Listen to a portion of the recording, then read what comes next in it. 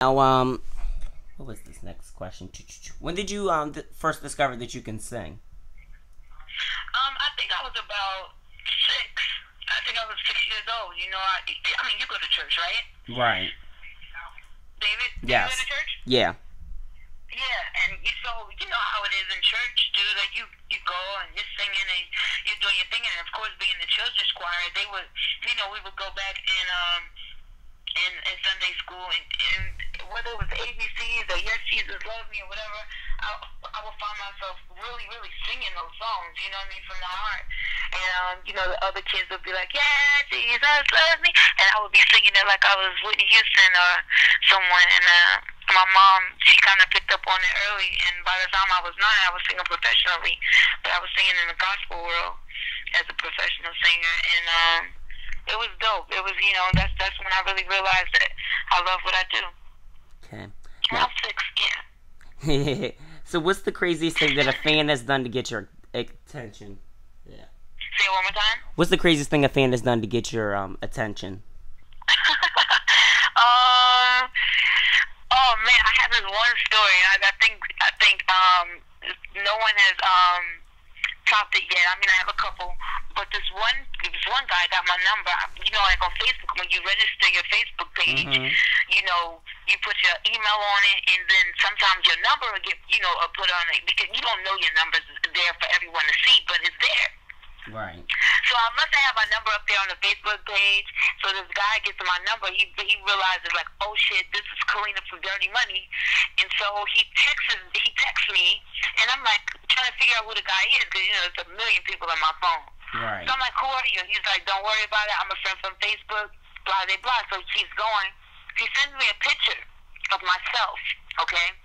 And Uh-huh. he writes this whole paragraph about how he drinks my bathwater, blah, blah, blah, blah. It was really crazy.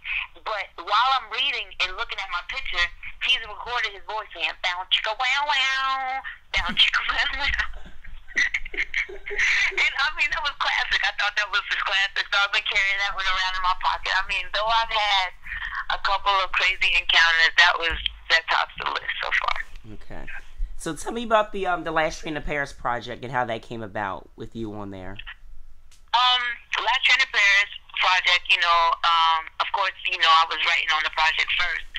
And, it was all Puff's conceptual outlet. It was his dream. It was an imaginary story that he had in his head that he woke up with due to all of the trials and tribulations so far as love he had gone through. And he wanted to be able to share it with 2 other people because he's a fan of 3-member groups.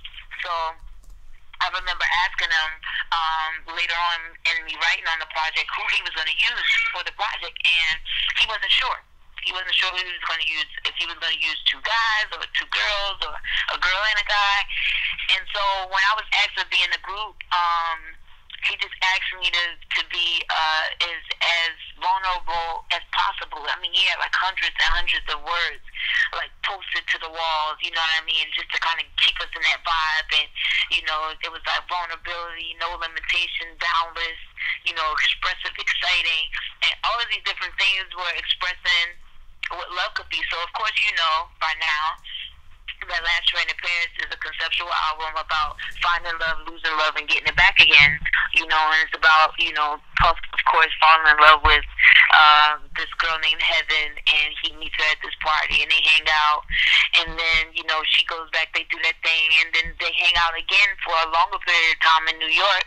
And then she wakes up one morning and says, oh, I have to leave, you know what I mean? I have to go and get my money. And he's looking like on some superstar shit, like, yo, like, I'm Diddy, you don't gotta go get no money. I got everything you need. So where we fit in, of course, me and Dawn, is being able to be the voice of reason, where him as a man and him as a man of his stature is saying I could take care of you, you don't need anything else, you don't need anyone else. And me and Dawn are like, but sometimes a woman wants to be independent. Sometimes a woman might not want to be in a relationship. She may feel like you do as a man. She may feel like she want to go about and do other things in life, and then maybe come back to it, or maybe she has option. Maybe she's in love with somebody else in Paris, and who knows? But she's expressing all those things. So that's where me and Dawn kind of play our role in Last Train to Paris. And, of course, we got the single out, Hello Good Morning, which is the introduction to, him kind of meeting the girl and us being able to express what we're saying on this album, to our fans. And it's with T.I. right now. So we're excited about Hello Good Morning and the remix with Rick Ross and Nicki Minaj, which is sick. So, Last Train to Paris is definitely going to be a great album.